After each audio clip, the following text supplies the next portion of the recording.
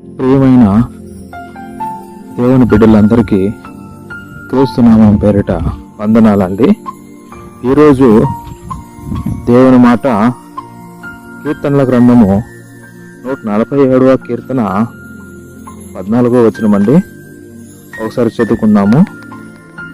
నీ సరిహద్దులలో సమాధానం కలుగజేయవాడు ఆయనే, మంచి గోధుమలతో నేను తృప్తిపరచువాడు ఆయనే. ఇక్కడ చూడండి, నీ సరిహద్దుల్లో సమాధానం కలుగజేవాడు ఆయనే. నీ సరిహద్దుల్లో ఏం కలుగజేస్తాడంట? సమాధానం అనేదాన్ని కలుగజేస్తాడంట.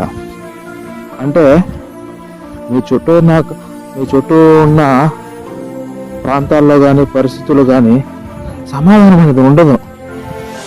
కొన్ని సమయాలు సందర్భాల్లో, దాదాపు ఈ కాలంలో చెప్పాలంటే చాలా సందర్భాల్లో ఎక్కడ చూసినా అసమాధానమే. ఒక మనిషికి మధ్య, కనీసం రక్త సంబంధాలకు మధ్యనే అసమాధానం అనేది చాలా ఉంది. చిన్న వాటికి అన్నిటికీ గొడవలు పడిపోతున్నారు. చిన్న ఇబ్బందులు వచ్చే కొందరికి గొడవలు పడిపోతున్నారు. చాలా అసమాధానం ఏర్పడుతూ ఉంది. ఈ అసమాధానము ఉండకూడదని ఆయన నీ సరిహద్దుల్లో సమాధానం ఏర్పాటు చేస్తానంటున్నాడు, సమాధానం ఇస్తానంటున్నాడు. ఒకసారి జ్ఞాపకం చేసుకోండి, మీరు సమాధానంగా ఉంటున్నారా? మీ కుటుంబాల్లో సమాధానంగా ఉంటున్నారా? నీ రక్త సంబంధికులతో నువ్వు సమాధానంగా ఉంటున్నావా? నీ ఉద్యోగంలో నువ్వు పనిచేస్తున్న చోట నువ్వు సమాధానంగా ఉంటున్నావా? జ్ఞాపకం చేసుకో, నువ్వు సమాజంలో సమాధానంగా ఉండగలుగుతున్నావా? లేదు. కాబట్టి దేవుడు చెప్తున్న మాట ఏమంటే, నీ సరిహద్దులలో, నీ పరిసరాల చుట్టూ నీకు సమాధానం కలుగజేయవాడు యేసయ్య మాత్రమే. ఆయన నీకు సమాధానం దయచేస్తాడు, సమాధానము ఇస్తాడు అని దేవుని వాక్యం సెలవిస్తూ ఉంది.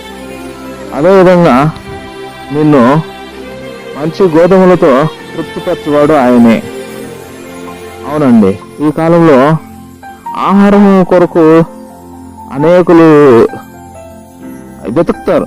ఎక్కడ మంచి ఆహారం దొరుకుతుంది, ఏ చోట్ల, ఏ రెస్టారెంట్లో, ఏ హోటల్లో మంచి ఆహారం దొరుకుతుందని వెతుకుతూ ఉంటారు.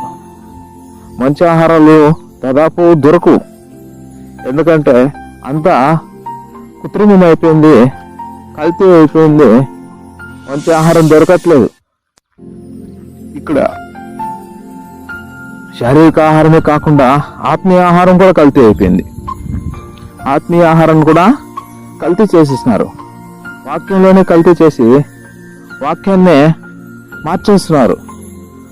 సాతానుకు అనుగుణంగా, వారి మాటలకు అనుగుణంగా, లేదా వాళ్ళ బిజినెస్ అనుగుణంగా కొంతమంది ఇలా చేసేస్తున్నారు. కాబట్టి దేవుడు మాట్లాడుతున్న మాట, మంచి గోధుమలతో నేను తృప్తిపరుస్తానంటున్నాడు. ఆయన మాత్రమే అండి నిన్ను తృప్తిపరుస్తారు. ఏ సేవకుడు కానీ, ఎవరు కానీ, ఏ విశ్వాసులు కానీ నిన్ను మంచి గోధుమలతో తృప్తిపరచలేరు. కొంతమంది ఉంటారు తృప్తిపరచగలరు, కానీ పూర్తిగా యేసయ్య తృప్తిపరిచిన విధంగా ఎవరు తృప్తిపరచలేరు నిన్ను. ఆయన పాదముల వద్ద, ఆయన సన్నిధిలో తప్ప నీకు మంచి ఆహారం అనేది దొరకదు. మంచి ఆహారము దొరకదు నీకు. జ్ఞాపకం చేసుకో ప్రియ సహోదరి, సహోదరుడా, నువ్వు సమాధానం కలిగి ఉండాలి. నువ్వు సరిహద్దుల్లో నీకు మంచి ఆహారం ఉండాలి. ఫస్ట్ ఆత్మీయ ఆహారం ఉండాల, తర్వాత శారీరక ఆహారం కూడా కావాలా. నువ్వు జీవించాలంటే 2 ఆహారాలు నీకు కావాల్సిందే. కాబట్టి దేవుని దగ్గర నువ్వు ఉన్నట్లయితే, దేవుని వద్ద నువ్వు నడుచుకున్నట్లయితే, ఆయన సన్నిధిలో నువ్వు ఉన్నట్లయితే, ఆయన కార్యంలో నువ్వు ఉన్నట్లయితే, ఆయన ప్రార్థనలో నువ్వు గడుపుతున్నట్లయితే, ఆయన సహవాసంలో నువ్వు గడుపుతున్నట్లయితే, దేవుడు ఖచ్చితంగా నీకు ఈ సమాధానం కలుగజేస్తాడు మొదట. తర్వాత నీకు మంచి ఆహారాన్ని సమకూరుస్తాడు. నువ్వు మొదట ఆయన వద్ద ఉండాలి. ఎందుకంటే పరిశుద్ధాత్మ రూపముడై మన మధ్యలో ఆయన ఉంటున్నాడు. కార్యములు జరిగించే దేవుడే ఉంటున్నాడు, నీతో మాట్లాడే దేవుడే ఉన్నాడు. కాబట్టి మంచి ఆహారం నీకు కావాలంటే ఆయన దగ్గర నువ్వు ఉండాలి. నీకు కావాల్సిన ఆహారాన్ని ఆయన అనుగ్రహిస్తాడు. ఏ సేవకులతో అయినా కానీ ఎవరి ద్వారా నీకు మంచి ఆహారం రావాలా, నీకు కావాల్సిందే నీకు దొరకాలంటే నువ్వు ఆయన సన్నిధిలో నువ్వు అడగాలి, నాతో మాట్లాడు ప్రభు అని. నువ్వు నా ద్వారా కూడా నీకు మంచి ఆహారం నీకు కరెక్ట్గా నీకు దొరుకుతా ఉందా లేదా, నీకు సరిపోయిందా ఆహారము, అది కూడా నువ్వు క్యాల్కులేట్ చేసుకోవాలా. దేవుడు నీకు కావాల్సింది అనుగ్రహిస్తున్నాడా లేదా అని నువ్వు చూసుకోవాలి. చూసుకొని ఇది వాక్యానుసారంగా ఉందా లేదని కూడా నువ్వు చూసుకోవాలి. నేను చెప్తున్నది ఏదన్నా ఒకవేళ నేను కూడా తప్పిపోవచ్చు ఒక్కొక్కసారి, ఎందుకంటే సాతాను అనేవాడు వాడు ఎవరినైనా తప్పిస్తూ ఉంటాడు. కాబట్టి తప్పుడు బోధ అప్పుడప్పుడు ఎవరికైనా ఒకవేళ తప్పుడు బోధ వచ్చేస్తుంది. ఎందుకంటే వాడు ఒకవేళ ప్రార్థనా పూర్వకంగా లేకుండా తను తప్పిపోయి కుటుంబంలో అసమాధానంలో ఉంటే తప్పుడు బోధ అప్పుడప్పుడు వచ్చేస్తుంది. మీరు చెక్ చేసుకోవాలి, మమ్మల్ని కూడా చెక్ చేయాల. కాబట్టి జ్ఞాపకం చేసుకోండి సహోదరి సహోదరుడా, నీకు నీ సరిహద్దుల్లో సమాధానం కావాలా, నీకు మంచి ఆహారం కావాలా, నువ్వు వెతుకు, దేవుని వద్ద వెతుకు, ఆయన సన్నిధిలో వెతుకు, నీకు ఇస్తాడు. నీకు మంచి ఆరోగ్యాన్ని ఇస్తాడు, మంచి సమాధానాన్ని ఇస్తాడు, నీకు కావాల్సినవి నీకు అనుగ్రహించి దేవుడై ఉన్నాడు. కాబట్టి ఈ వాక్యాన్ని బట్టి మనం ప్రార్థన చేసుకున్నాము.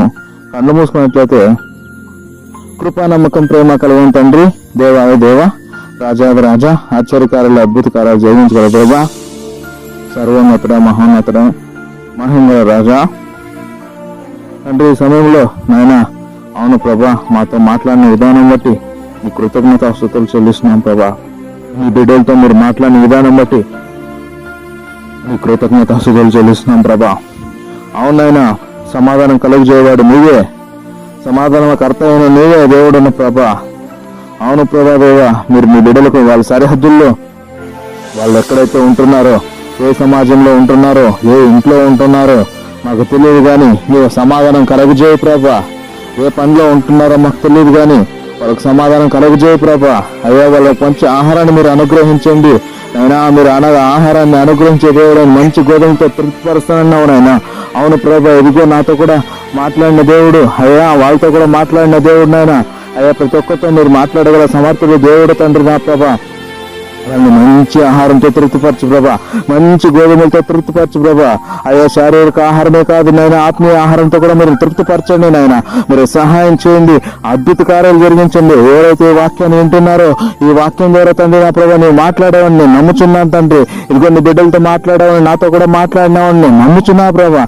నువ్వు అద్భుతాలు ఆశ్చర్యకాలు జరిగించే పరిశుద్ధమైన దేవుడు తండ్రి, నువ్వు పరిశుద్ధ ఆత్మ దేవుడు తండ్రి. ప్రతి ఒక్కరిని మీరు ముట్టండి, వాళ్ళు ఎక్కడ ఏ చోట్ల ఉంటున్నారో అయ్యా వాళ్ళని ముట్టండి, మీరు తాకని స్వస్థపరచండి ప్రభా.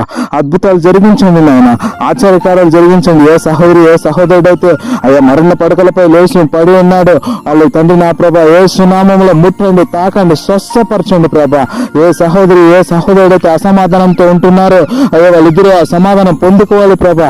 మీరు సహాయం చేయండి, మీరు గొప్ప కార్యంలో ఆశ్చర్య కార్యంలో అద్భుత కార్యాలు చేయండి. ప్రతి స్థలంలో ఉన్న వాళ్ళని అయ్యా వాళ్ళ సరిహద్దులను విస్తరింపజేయండి, సమాధానం దయచేయండి ప్రభా. అయ్యా తండ్రి నా ప్రభా, ఇంకా ఎవరైతే అనారోగ్య స్థితిలో ఉంటున్నా వాళ్ళు లేనెత్తండి అయ్యా తండ్రి, మీరు సహాయం చేయండి. ఏ పరిస్థితులు ఏ ఇబ్బందులు ఎవరెవరైతే ఉన్నారో వాళ్ళందరినీ బట్టి మీరు స్వస్థపరుస్తారో మనకు సమాధానం దయచేస్తారని మీకే మహిమాంత ప్రభావం చెల్లించుకుంటూ యేసుక్రీస్తు నామమున ప్రార్థన చేసి వేడుకుంటున్నాం తండ్రి. ఆమేన్ ఆమేన్.